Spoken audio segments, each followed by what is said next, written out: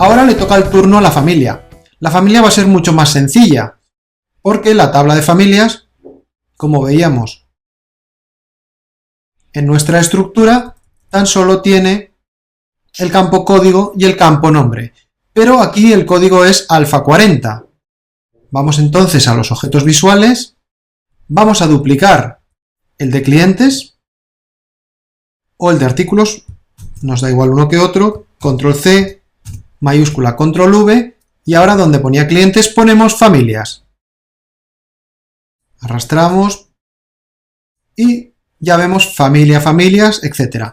¿Qué hacemos? Quitar todo lo que sobra. Nos sobra el NIF y nos sobra total pedidos. Eliminamos esas columnas. A la rejilla le vamos a indicar que no tiene pie activo. Falso. En el formulario nos sobran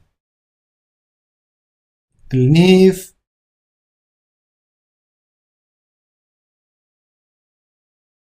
la dirección y estos campos que teníamos con el total pedido del cliente. Lo que sí cambia respecto al cliente es que este campo, el campo código, es alfabético. Entonces, si necesitamos que se escriba, por lo tanto diremos verdadero e inseleccionable con tabulación, lo vamos a alinear no a la derecha sino a la izquierda y le vamos a decir que el control de edición no es numérico, es alfabético. E incluso lo que vamos a hacer es dejarle más espacio para que se pueda escribir un código largo. Ya tenemos, por lo tanto, nuestro formulario, nuestra rejilla y nuestras búsquedas en principio también están operativas, porque en todos los casos tenían campo código y campo nombre, por lo tanto teníamos también activas las búsquedas por trozos, por palabras, por código y por nombre para el localizador. En la acción deberíamos de sustituir el icono, familias, e incluso, bueno, pues vamos a verificar si tenemos algún error. En este caso nos dice que está todo ok. Pues nada, volvemos al marco principal y añadimos las familias. Ya tenemos clientes, artículos y familias. En el caso de familias, al ser arbolada vamos a añadirle un nuevo objeto. Vamos a conocer un nuevo objeto. Se trata del objeto árbol visor de tablas. En este caso, el árbol visor de tablas lo vamos a mover a su sitio, a la carpeta de familias, lo vamos a llamar familias. Simplemente hay que decirle de qué tabla es, la de familias, si queremos que se vean imágenes, que se vean los botones, etc. Se configura. ¿Cuál es el formulario de alta, baja y modificación? En este caso el mismo, el de familias. Y ya no hay nada más que configurar. Lo que podemos hacer es que nuestra acción, por defecto, sacase el árbol. Pero vamos a hacer algo más bonito, más completo. Vamos a hacer que en la pantalla salga dividida en dos partes. De tal manera que a la izquierda veamos las familias y a su derecha veamos los artículos de la familia. ¿Cómo hacemos eso? Pues vamos a crear un objeto multivista.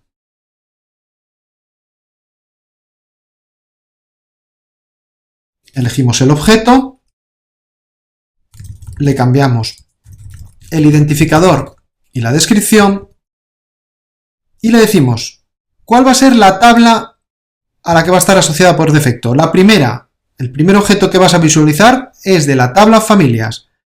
Este objeto tiene múltiples formas de visualizarse, como multiobjeto, que es como lo vamos a usar, como un árbol o como un wizard. Entonces vamos a verlo como multiobjeto. El primer objeto, ¿cuál queremos que sea? El árbol que acabamos de crear, de familia. Y ahora, ¿qué tenemos que hacer? Un proceso de sincronización, es decir, un proceso que cuando me seleccionen la familia, cargue los artículos y se los devuelva. Nos acordamos del flujo y lo que vamos a hacer es, estamos en un árbol que parte de una lista de familias y me devuelve una lista de familias. Pero en este caso, como utilizo un proceso sincronizador, el multivista me va a devolver ya la familia seleccionada. Por lo tanto, hago un proceso que lo voy a llamar familia artículos, que devolverá los artículos de una familia. Origen, familia, ficha. Destino, artículos, lista. ¿Y qué hacemos aquí? Pues muy sencillo. Como estamos en origen ficha, porque el origen del proceso ya es ficha, por lo tanto en esta línea ya estoy situado en la ficha de la familia seleccionada, solo tengo que utilizar el comando cargar lista. Los comandos, si no los sabemos de memoria, podemos buscarlos con este botón. Me salen las carpetas con toda la organización de los comandos de proceso, o puedo incluso buscar. Puedo escribir cargar y seguir escribiendo lista. Y ahí tengo el comando. En este caso no quiero utilizar cargar lista, lo que voy a hacer es cargar plurales. ¿Por qué? Porque como estoy en la tabla de familias, quiero cargar los artículos, que son los plurales de las familias. Y que, por defecto, la tabla de familias ya tiene ese enlace a plural que habíamos definido.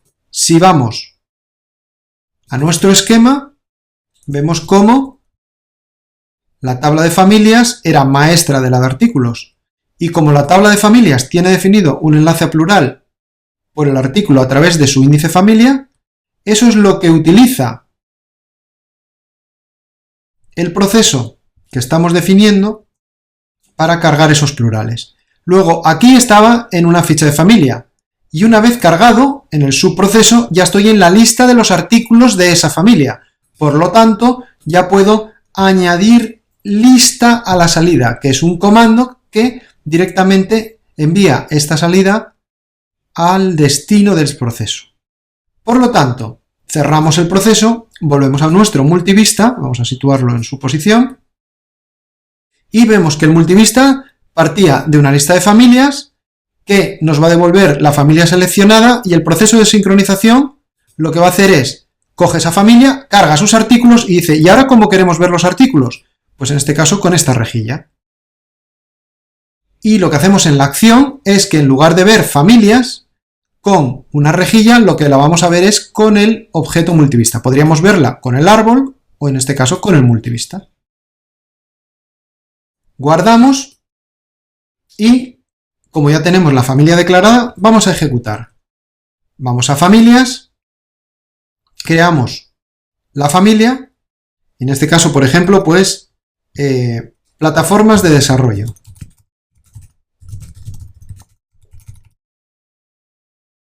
Vamos a crear otra. Sistemas operativos.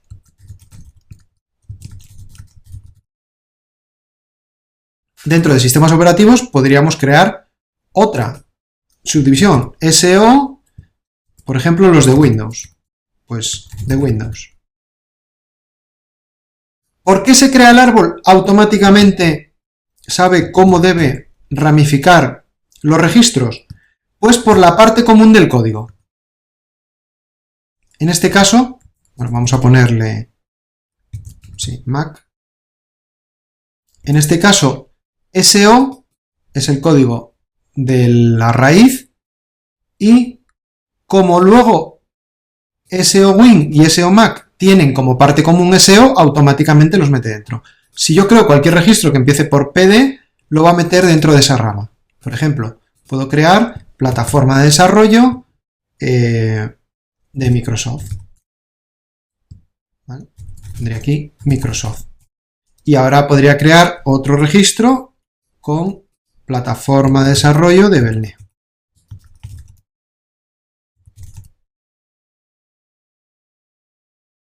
De esa forma puedo crear tantos niveles de árbol como el código me permita. Incluso puedo ampliar el código hasta unas cifras muy elevadas de información.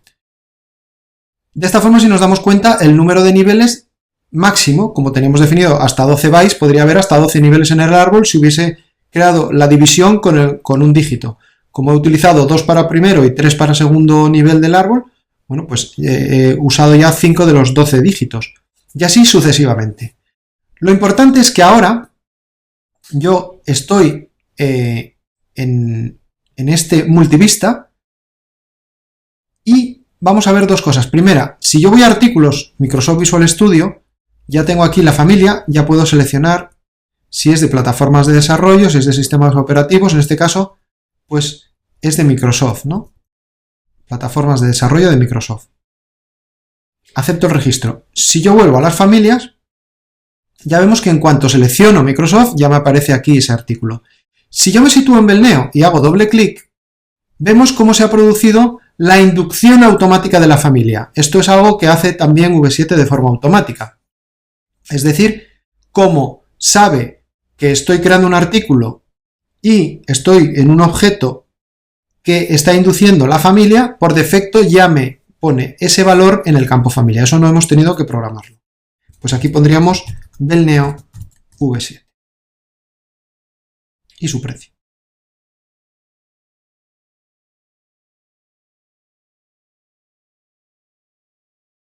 Y así sucesivamente. Es decir, podríamos seguir creando, pues bueno, podríamos crear Belneo 6X, etc. A nivel de sistemas operativos, pues lo mismo. Podríamos crear Windows 7. Vamos a poner un precio. Windows 8. Este lo vamos a poner sin precio. Mac OS X, o bueno, directamente podemos poner OS X, 29 euros, y podríamos poner iOS sin precio. Y de esa forma, bueno, pues vemos cómo es muy operativo el multivista. Ya tenemos funcionando las familias, ya tenemos los artículos también, y ya tenemos los clientes. ¿Qué nos queda por hacer? La última parte, los pedidos. Volvemos a nuestro editor y vamos a utilizar la misma técnica. Vamos ahora a crear los objetos visuales de la tabla de pedidos. Para ello partiremos de los de artículo. Control C, mayúscula Control V. Cambiamos la tabla y vamos a repasar los objetos generados. Comenzamos por la rejilla. El código lo vamos a cambiar, por ejemplo, a número de pedido. En el campo nombre lo que sacaremos será el nombre, pero del cliente. Le cambiamos el título. Eliminamos la columna de familia, lógicamente no va a existir. Aprovechamos la de precio y vamos a poner la fecha. Sacamos la fecha del pedido. Vamos a ponerla delante del nombre del cliente y le reducimos un poco el ancho. Y alineado a la derecha. Y por último, el campo pendiente de servir lo aprovechamos y ponemos total pedido. También alineado a la derecha. Y el campo a mostrar, a visualizar, será total pedido. Con formato numérico local verdadero. Y a nivel de rejilla, si nos interesa, volver a activar aquí el pie verdadero de 30 de alto. Y en esta columna total pedido, bueno, pues como recuerda los valores que tenía configurados, pues 2 decimales y suma acumulada de toda la columna. Con lo cual acumulará ahí el total de todos los pedidos que existan en la lista. Revisamos ahora el formulario. Tenemos el código o número de pedido. Vamos a mostrar el cliente. En este caso, el valor a mostrar pues será el nombre del cliente. Eliminamos este control. Vamos a aprovechar este campo para mostrar la fecha y para mostrar la fecha necesitamos utilizar el control de edición fecha. Estoy reaprovechando los controles, podría directamente reubicar o utilizar nuevos controles creados en el formulario, pero es más sencillo reutilizar el que ya hay cambiando el tipo. A este control, que lo vamos a hacer un poco más estrecho, le vamos a cambiar algunas características, como puede ser que muestre el calendario. Tenga el botón para poder visualizar el calendario. Y nos queda por último visualizar el total del pedido en este otro campo.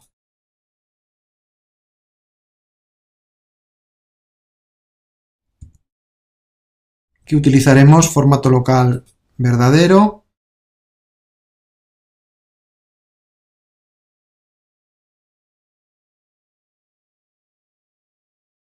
Y podemos también recortar el ancho. Ahora lo que nos quedaría sería crear la grabación de las líneas. Para hacerlo podría utilizar este separador de pestañas o voy a utilizar otro control que es directamente el control vista de datos. Lo tenemos aquí.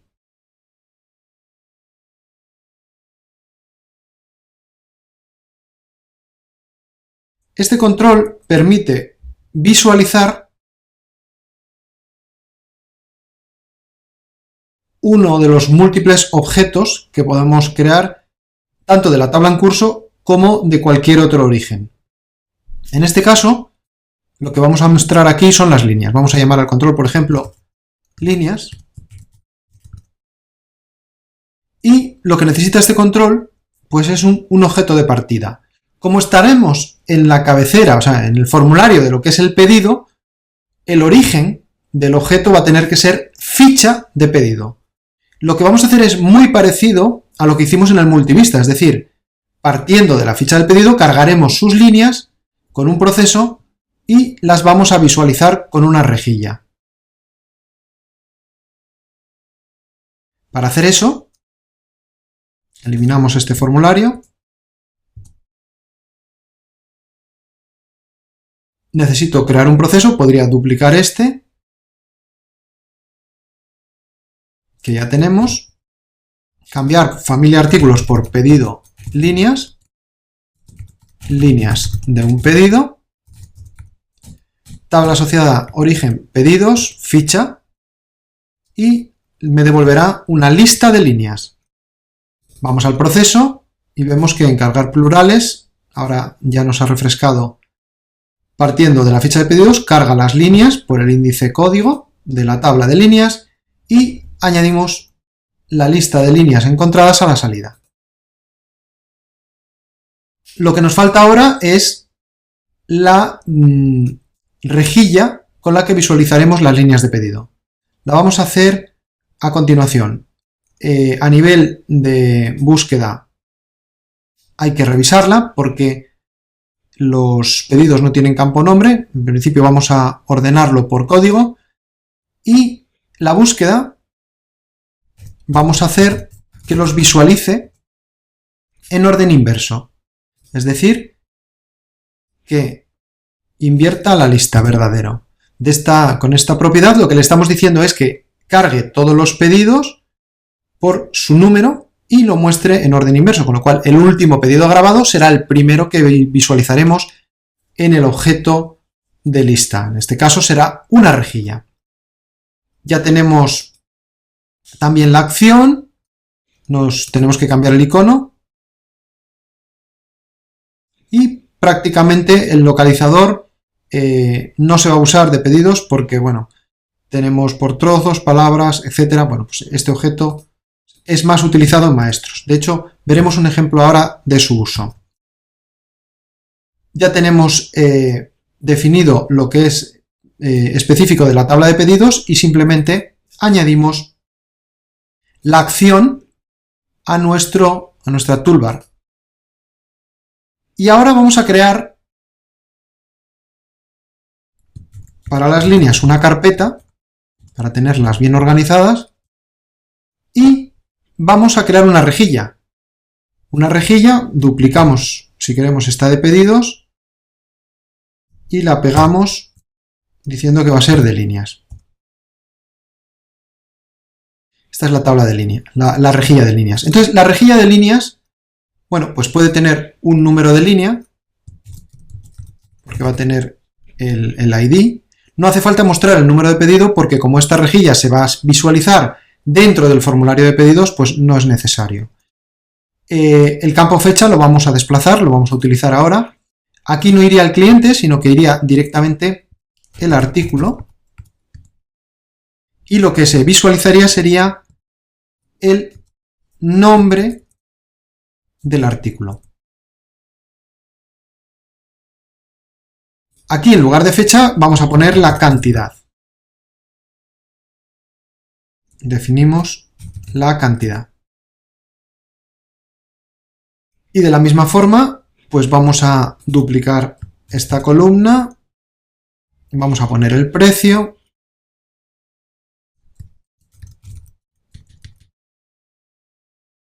F4, F5, precio. Y vamos a finalizar con el importe. Que el importe lo vamos a atrapar directamente del campo importe. Y nos queda, por último, añadir el campo servido, que es un campo booleano. Vamos a poner servido, más estrecho. Vamos a centrarlo. No lleva formato numérico. Y, lógicamente, el campo a mostrar es servido. Al ser un booleano, se va a mostrar un verdadero o falso a seleccionar por el usuario. Estos campos, en principio esta rejilla sí puede tener pie, pero en el caso de servido no llevará pie. En el caso del importe, si queremos que acumule la columna. En el caso del precio no tiene sentido que lo acumule. Y en el caso de la cantidad sí puede tener sentido que nos acumule la cantidad que va en este pedido. Ya tenemos prácticamente la rejilla, pero nos falta algo muy importante, y es que queremos grabar directamente en la rejilla. Por lo tanto, vamos a tener que decirle a la rejilla que es editable. Una vez que decimos que la rejilla es editable, vamos a decir qué campos van a tener edición. A nivel de campo se va a poder editar el nombre, se va a poder editar la cantidad, se va a poder editar el precio y se va a poder editar el campo servido.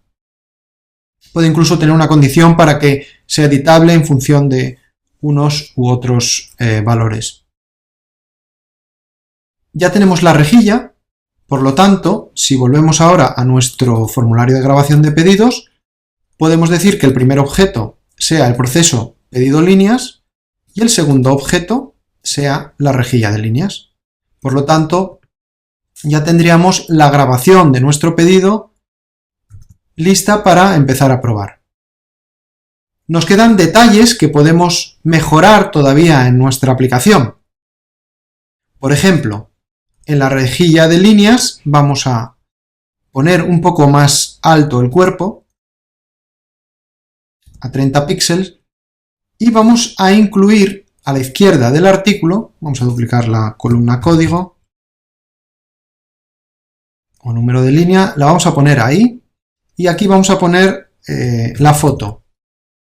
Es decir, que podemos mostrar F5, artículo, foto, para que veamos también la imagen centrada del artículo a la izquierda a medida que lo seleccionemos.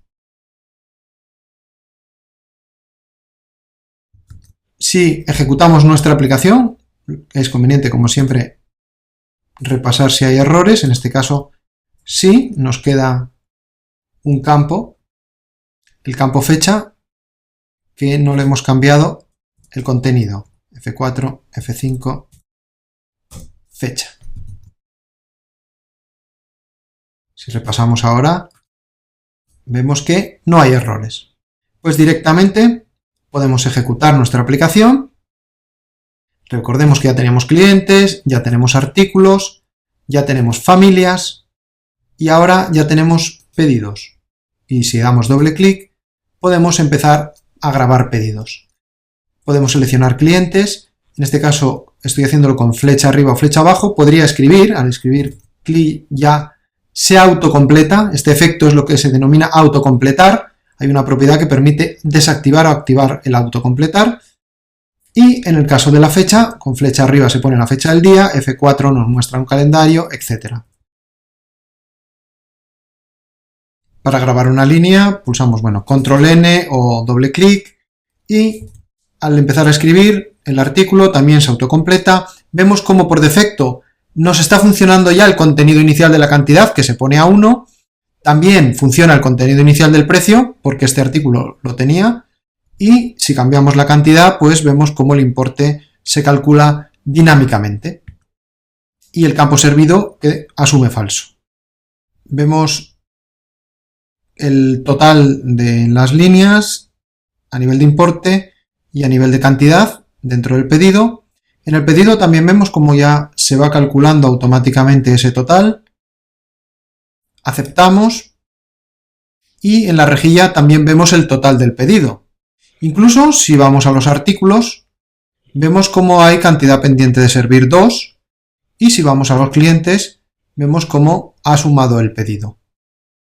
Como vamos a seguir grabando ejemplos, vamos a dejarlo aquí y vamos a volver al editor para seguir mejorando el aspecto y la funcionalidad de nuestra aplicación. Lo primero que queremos hacer es incluir ya la información visual, las fotos. Por ejemplo, vamos a ir a los artículos y vamos a rellenar esas imágenes.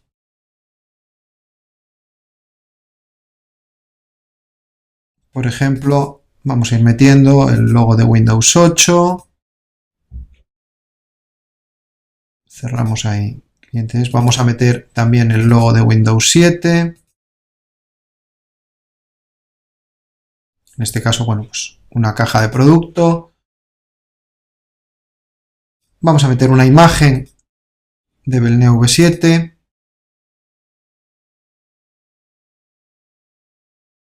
Otra imagen de Belneo 6X.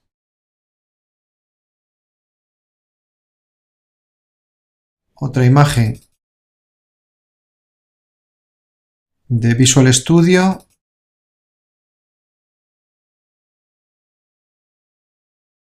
Otra imagen de Mac OS X. Y por último, metemos una imagen de iOS. Aceptamos. Y una de las mejoras que podemos hacer es meter la imagen del artículo en la rejilla de artículos. Si vamos ahora a pedidos, podemos ver cómo ya tenemos ahí la foto de nuestro producto, que en principio, es una imagen algo pequeña. Vamos a ampliarlo.